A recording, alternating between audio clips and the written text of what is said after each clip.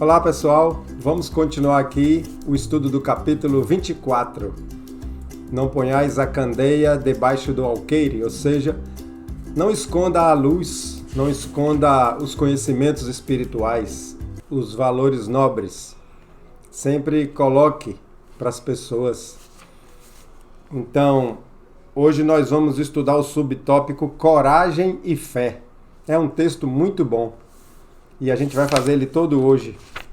Coragem e fé. Então vamos lá. Primeiro ele vai falar de duas passagens aqui. Uma citada de Mateus e uma de Lucas. Na verdade, é o mesmo fato, né? É o mesmo momento de Jesus. Um contado por Mateus, outro contado por Lucas.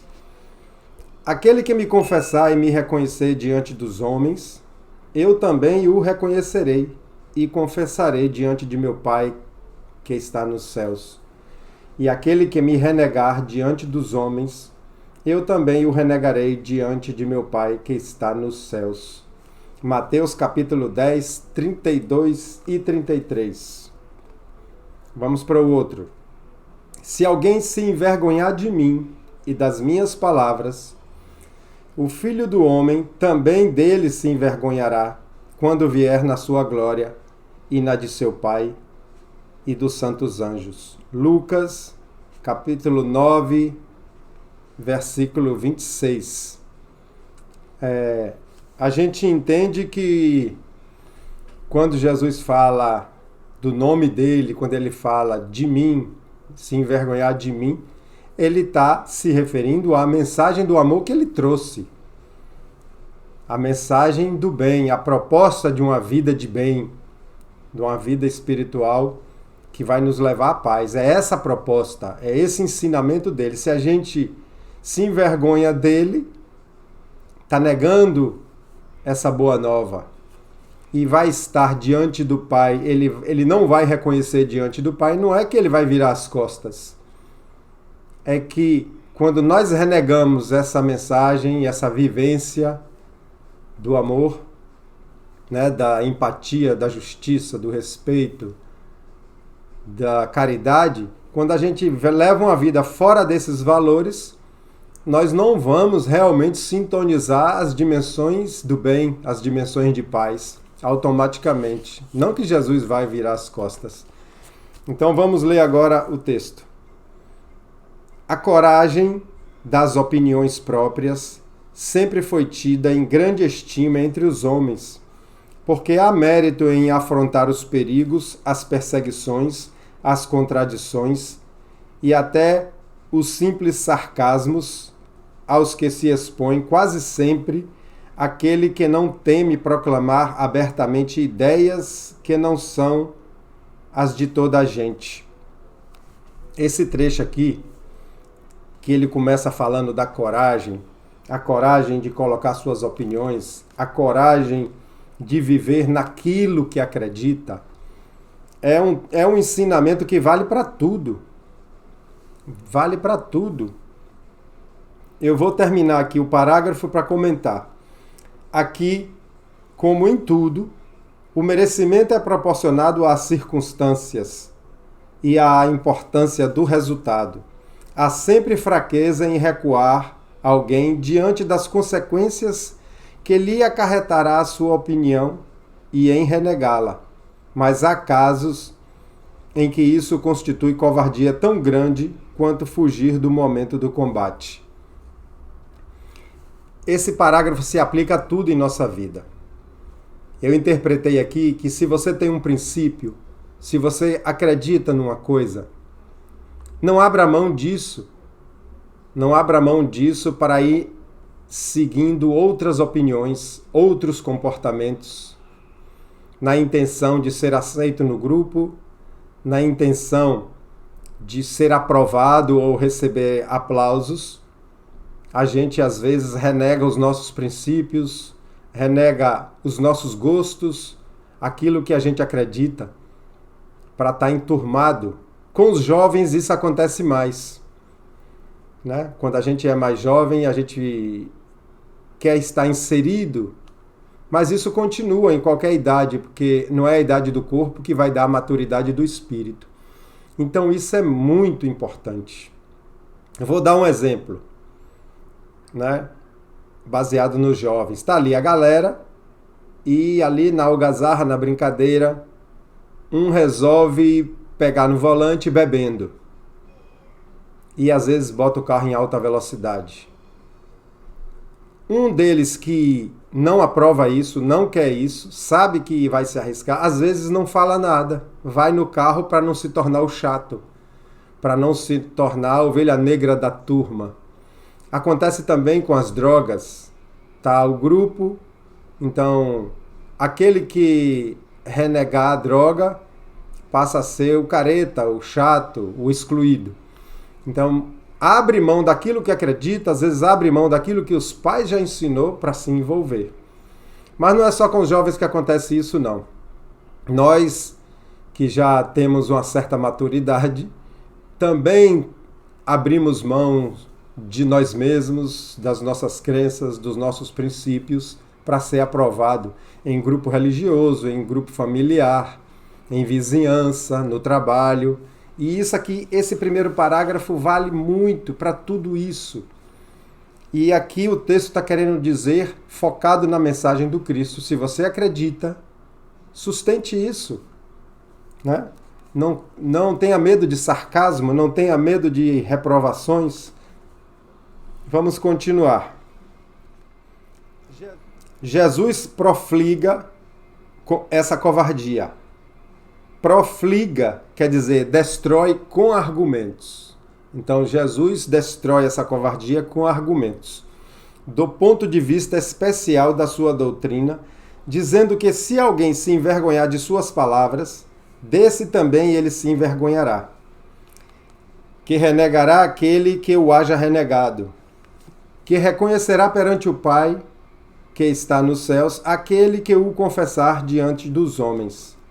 Por outras palavras, aqueles que se houverem arreceado, quer dizer, ter receio, ter medo, de se confessarem discípulos da verdade, não são dignos de ver admitidos no reino da verdade. Quando fala reino da verdade, reino dos céus, nós espíritas, já sabemos que são as dimensões espirituais, cada vez mais pura, cada vez mais amorosa, menos material, ela vai se expandindo, né? Como existe aí as classificações dos mundos, as classificações didáticas para a gente entender os mundos primitivos, de regeneração, de prova e expiações, ditosos, tem lá aquela classificação. Mas aquela classificação didática que cita ali 5 dimensões, na verdade essas dimensões vão ao infinito. E quanto mais a gente se aliar a essa mensagem do amor, melhor estaremos sempre. Não só depois que desencarnar, mas agora mesmo já começa a dar sintonia a energias de paz, de serenidade, de equilíbrio, e vai se tornando uma pessoa capaz de enfrentar os desafios da vida com muito mais segurança. Jesus veio nos ajudar na compreensão dessas coisas.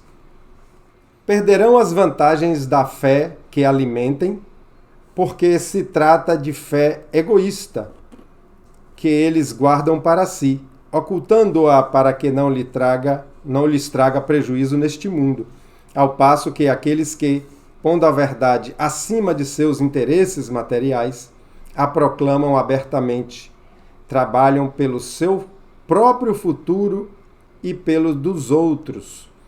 Então, ocultar a fé para não perder alguma coisa, para não ser ridicularizado, para não ser excluído do grupo. Muitas vezes ali tem um comentário ridicularizando Jesus, ridicularizando a fé. Eu experimentei isso já com pessoas de alta cultura, né? Pessoas que se consideram muito sábias, ridicularizando a minha fé. E a gente não deve ter vergonha, deve argumentar ou não. Se não tem espaço para argumentação, não fala nada. Mas deixa claro que você está seguro do que você acredita. Então, eu botei uma observaçãozinha aqui. Mostrar fé em Jesus significa apresentar-se com os princípios do amor, os princípios da Boa Nova. Fraternidade, justiça, empatia, aceitação, libertação do outro, aceitar o outro como ele é, libertar o outro para ser o que ele é. Então, essa explicação aqui da coragem, na verdade, é você se aceitar, se amar, se respeitar. E isso passa a dar uma força de vida, uma energia de vida, quando você é capaz de dizer não, quando precisa dizer não, ser capaz de se impor na sua fé, nos seus princípios, mesmo perdendo bens materiais, perdendo consideração de alguma pessoa, sendo excluído de grupos. Se você está seguro nos seus princípios, naquilo que você quer para a sua vida, isso é evoluir. E não tenha dúvida que isso dá força, felicidade e serenidade, porque você está cuidando de você.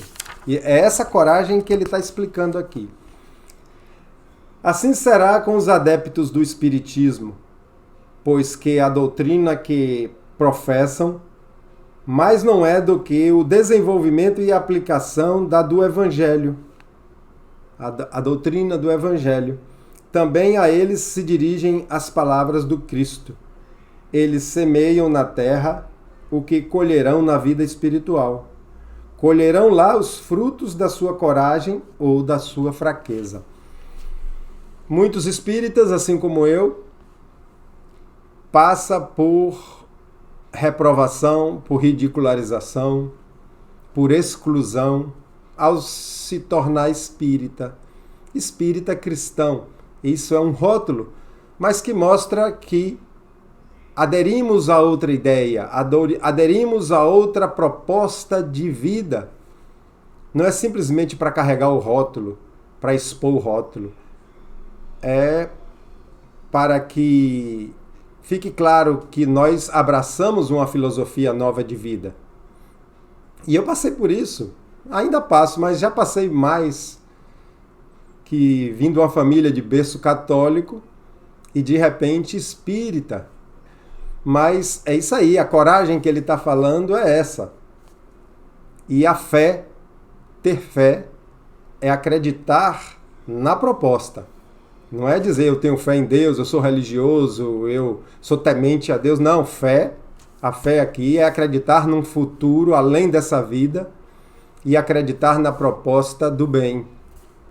E trabalhar ela com raciocínio, trabalhar ela com experiências, não apenas usá-la como rótulo, como padrão, mas usar ela como experiência de vida, fazer testes, faça testes. Veja a proposta do Cristo, né? Entenda ela bem e faça testes para ver o efeito que isso dá em sua vida.